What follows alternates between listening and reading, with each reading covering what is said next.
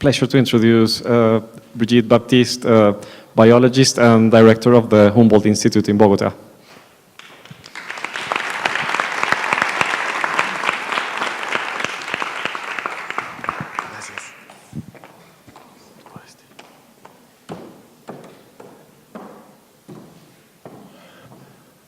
Hello, everybody, and thank you to the organizers for inviting me here.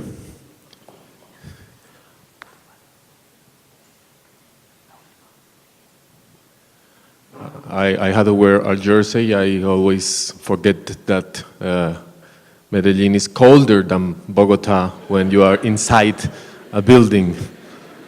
I just want to start by affirming my condition of biologist and landscape ecologist, and saying that from the previous presentations and mostly from the starting point, I must say that I feel that you have a weird vision of what is nature, which is good, and about natural sciences as descriptive sciences, which I think that was in the 19th century, but nowadays ecology as biology are experimental sciences and research and design sciences. So I think we are getting closer to a way of designing the world, and with more where nature and culture are really mixed, and we cannot divide or keep doing that divide.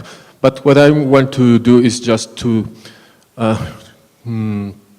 discuss 4 concepts that come from the ecology that change a bit of their sense when you apply to urban design or to landscape design, and to try to induce you in the discussion on what is their meaning nowadays.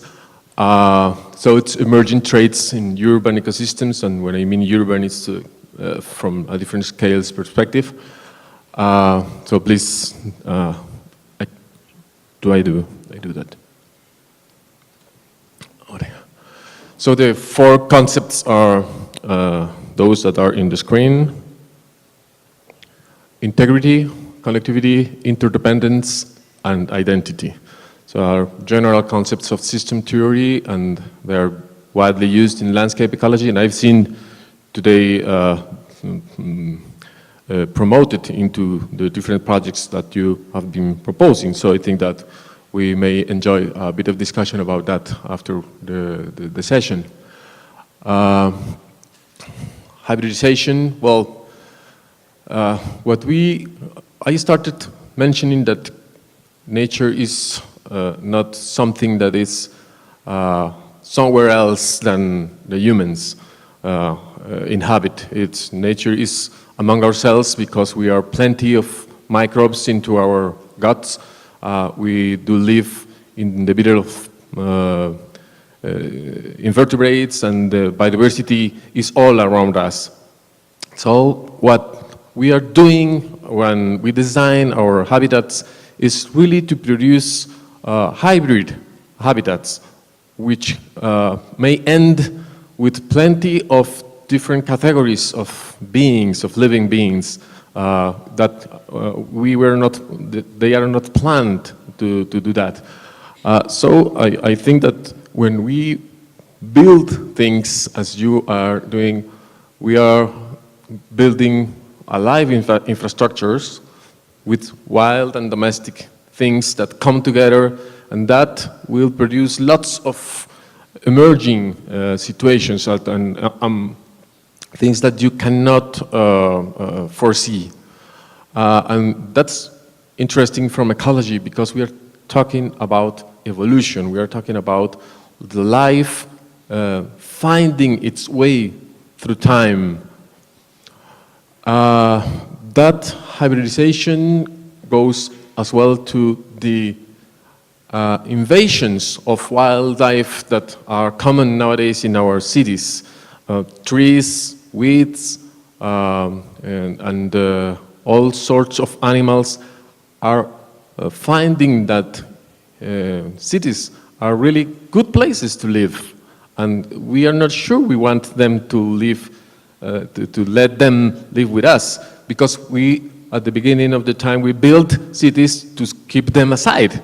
So now they are invading us again, and they're enjoying our cities. They are plaguing our gardens and avenues and architectural projects as well. So we get tons of biodiversity around us, which is not planet. And one of the issues is that probably for the northern hemispheres, biodiversity gets rest because of winter, because of snow. But here you get biodiversity and wild species growing all the time. From the last glaciation time, 15,000 years ago, animals and plants have been growing all the time, have been dispersing, active, and never stopping build. Sometimes because of bad droughts, the pace of evolution has been slower. So we need to think on cities in a more organic way. We cannot control what is happening in our projects in many cases. And that's why I mentioned the idea of co-evolution, that our cities are really ephemeral. It's just, we are talking about 20, 50, 100, 300 years. That's nothing for evolution. That's nothing for ecology. Everything is changing so slow in terms of life that our designs are just thought for a brief period of time. So how are we integrating that on our views of our own habitat? We have very interesting issue for me. It's the biased biophilias. Is that in many of your projects you have chosen some trees, some plants, and plenty of birds. Birds are nice. Colombia is the country of birds, the richest country of birds in the world, 19,000 species. But we also are plenty of nasty animals and small rodents and bats. And you see, bats, we have more than 400 species of bats. And they invade everything, and people dislike bats. Are you ready to live with bats and different kinds of them? And we love our dogs and our cats, but for me they are pests. They really destroy everything. They eat everything. They eat the birds we try to protect in other places. And we spend tons of money protecting them because they are almost human. But still, we love nature. We want nature to have certain kinds of nature close to our hands. So we are ready to help producing new knowledge. And I think that's one of the most interesting things that is happening nowadays in urban spaces and built habitat, is that people is missing nature, some would say without a larger definition of nature, but they want to get in touch with living beings, and they are willing to collaborate into identifying them, bringing them to life, and helping them to live even in cities, and despite their own dogs and cats eat those living beings. But that's, again, my bias. So what kind of ecological processes do we favor in our cities? What kind of evolutionary process are we thinking about? Are we really able to think on the scales that ecosystems work? How do we engage in those processes? Are those great projects which are all around the world, cities with green belts, how they will work in terms of large-scale ecology? That's a new agenda. Those kinds of ecosystems, we don't have them from the past.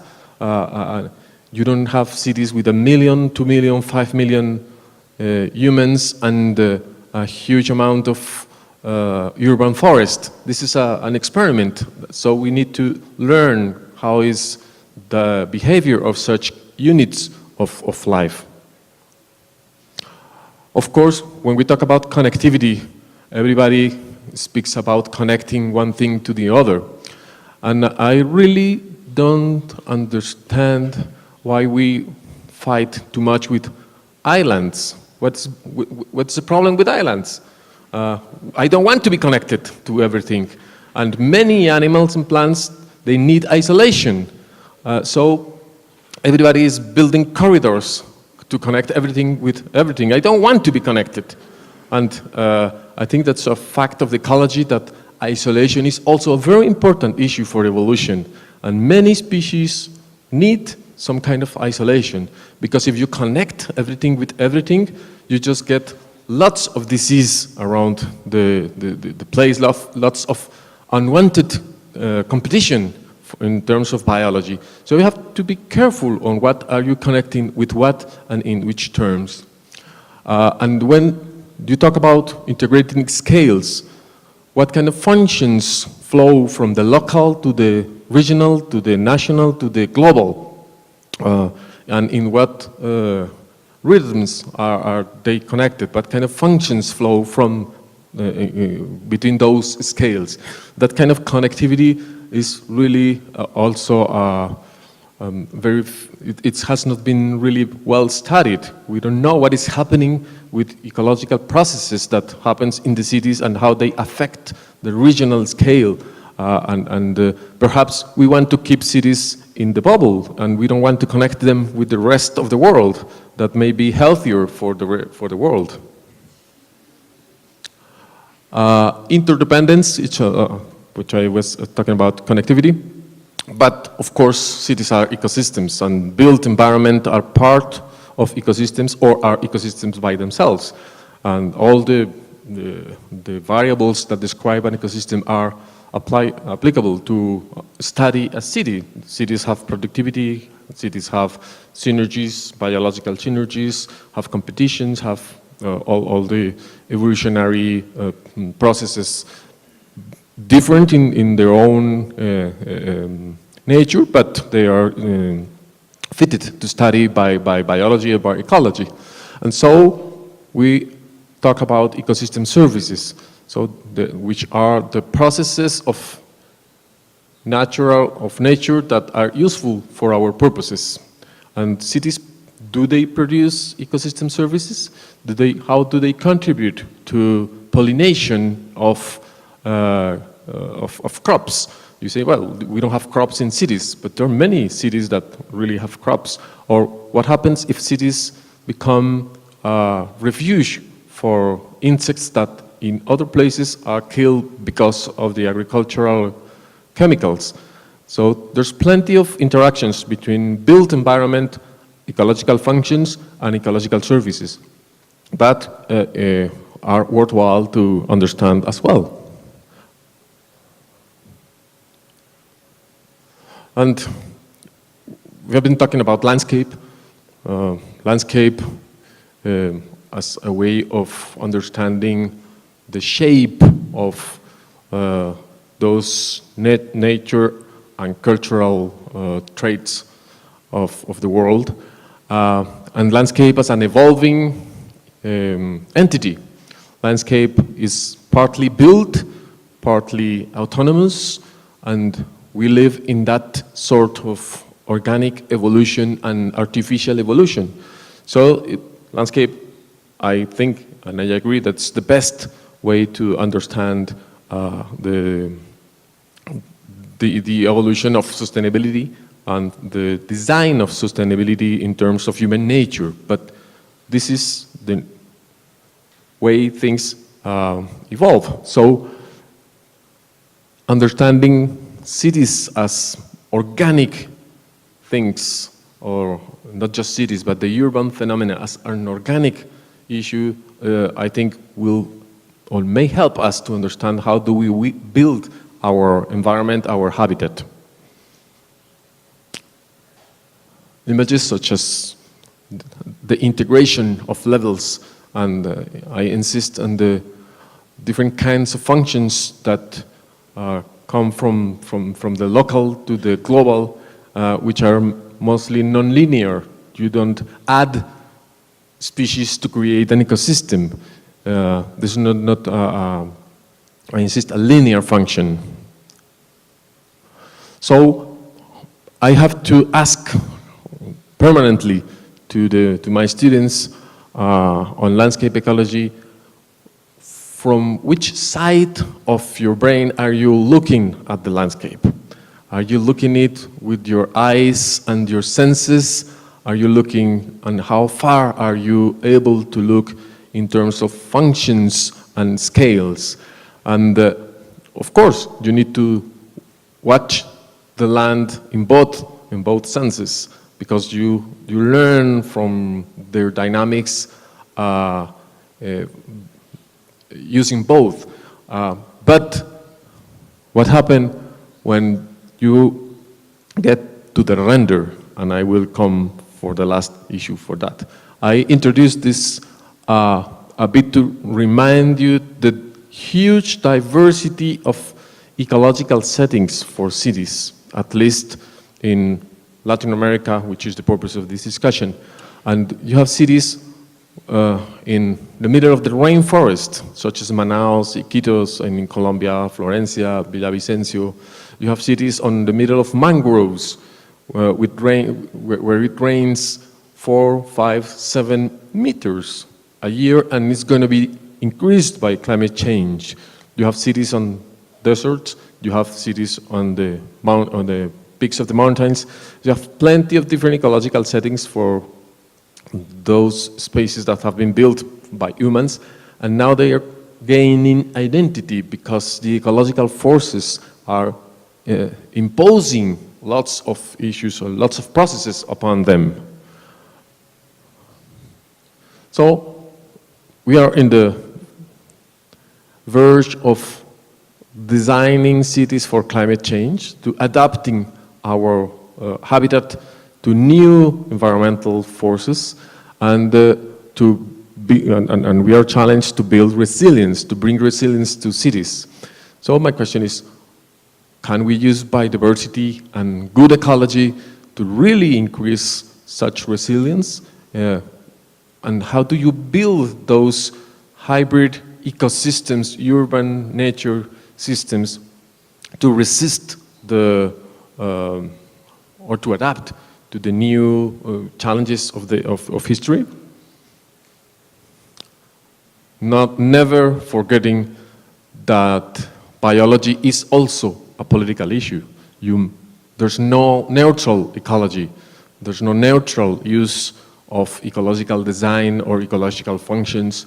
You may end using nature for the worst of the purposes, such as separating societies, as well as we have done with some built artifacts. And what I meant with that, we see this as a proposition of adaptive alternatives or adaptive built ecosystems. And of course, that's great, it's lovely, and you see, okay, we may save rainforest by piling it in stores. Okay, that's great. Can't it be possible? Could you do something like that? What kind of ecology comes from this? I think that that's the challenge for both researchers on natural sciences and experimental sciences. But we need to do better ecology, because this is quite implausible from my knowledge, of course. So those images that we receive from Paris or from other cities, that the greening of the city, we want bats everywhere, we want bugs everywhere, we want all kind of worms everywhere, 90% of world's biodiversity is made up by bugs. So if you get greener cities, you get plenty of them. So finally, my question for you who like to build habitats is that you think you can control species, you think you can control ecological processes, You think you can control that kind of evolutionary forces? Hopefully not, because we need surprises. Climate change is really, really a huge issue, and in less than 30 years, our world will experience a chaotic environment, and I'm sure that we need to work together to imagine new worlds and worlds that are capable of adapting and grow to the new environments. Thank you very much.